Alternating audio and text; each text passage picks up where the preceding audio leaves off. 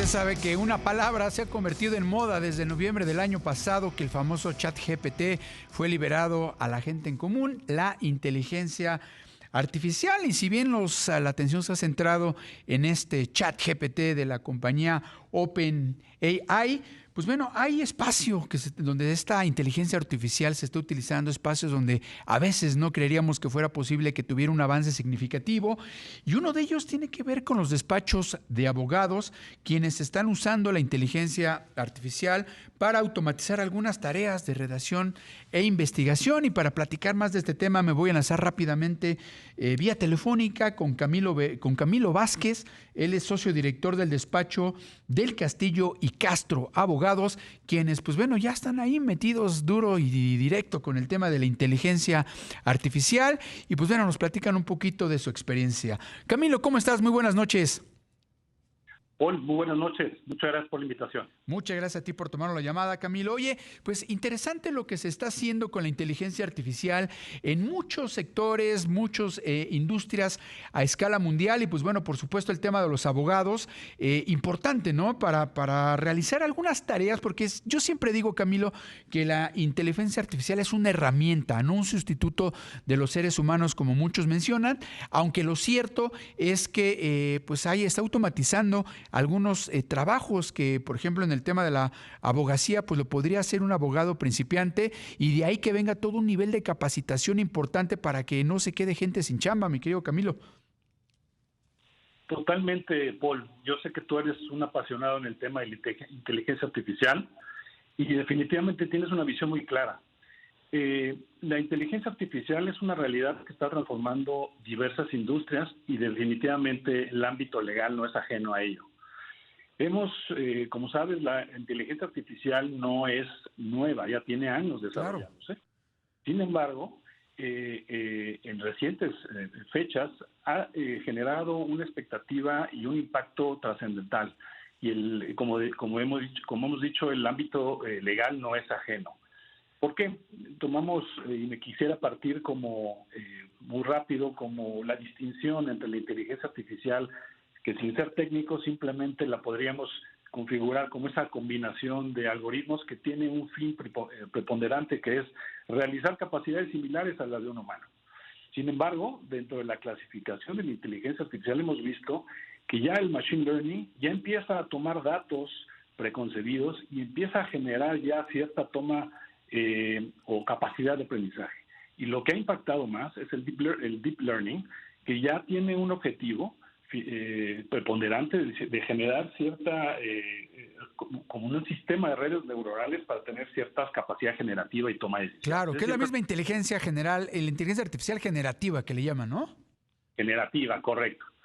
Y en el medio jurídico, como tú bien dices, en el medio legal, pues nosotros de nuestra perspectiva no podemos ignorar que desde también ya años hemos utilizado cierta inteligencia artificial.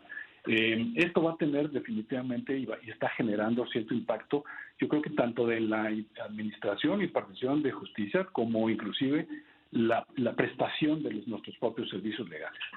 Fíjate que hace algunos meses, Camilo, hubo todo un caso en Estados Unidos por un abogado que utilizó la inteligencia artificial pues para ahorrarse tiempo en el tema de hacer una investigación y todo. Resulta que utilizó el ChatGPT, creo que no lo preparó bien, los famosos prompts que se deben de colocar correctamente para que la inteligencia artificial genere una respuesta aceptable.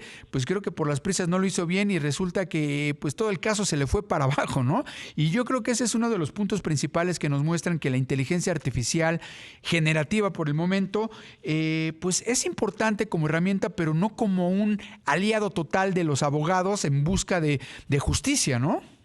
Correcto, totalmente. Ese caso ha sido, yo creo que emblemático, porque al final del día lo que pasó fue que el abogado en Nueva York utilizó casos o precedentes que la propia ChatGPT le informó como verídicos, como ciertos, y su única verificación fue preguntarle al propio ChatGPT si efectivamente esos casos existían. Eventualmente tuvo que reconocer bajo declaración jurada que fue el único la labor de verificación que realizó y tuvo que reconocer que efectivamente pues no verificó la existencia de esos casos o precedentes. Claro. Camilo, desde tu punto de vista, ¿cómo están usando la inteligencia artificial o cómo se podría utilizar la inteligencia artificial, por ejemplo, en el despacho del Castillo y Castro Abogados?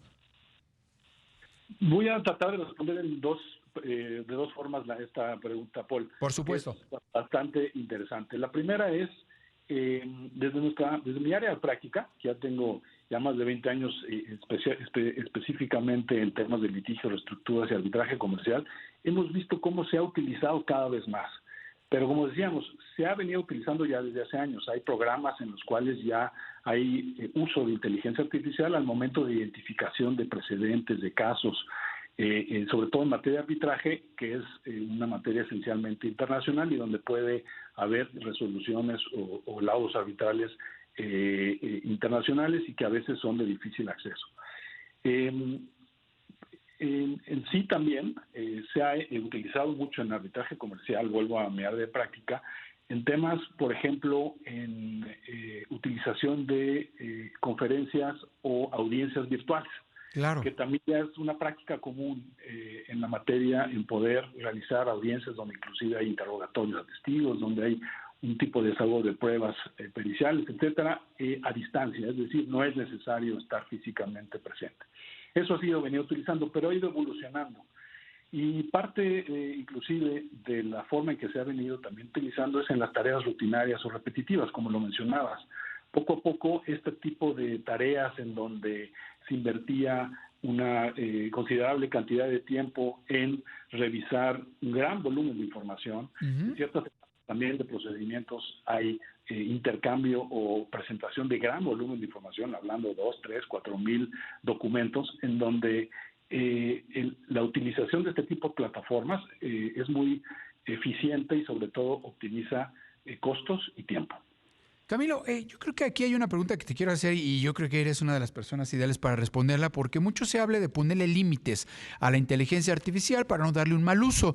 Yo creo que ustedes en el aspecto legal, en el tema de los abogados, pues creo que son punta clave para comenzar lo que se denominaría una regulación de la inteligencia artificial. ¿Cómo ves tú este punto? Si hay algo que ya se está haciendo, que tú conozcas que se está haciendo, pues no sé si a lo mejor en otros países, porque creo que en México lo veo un poco complicado.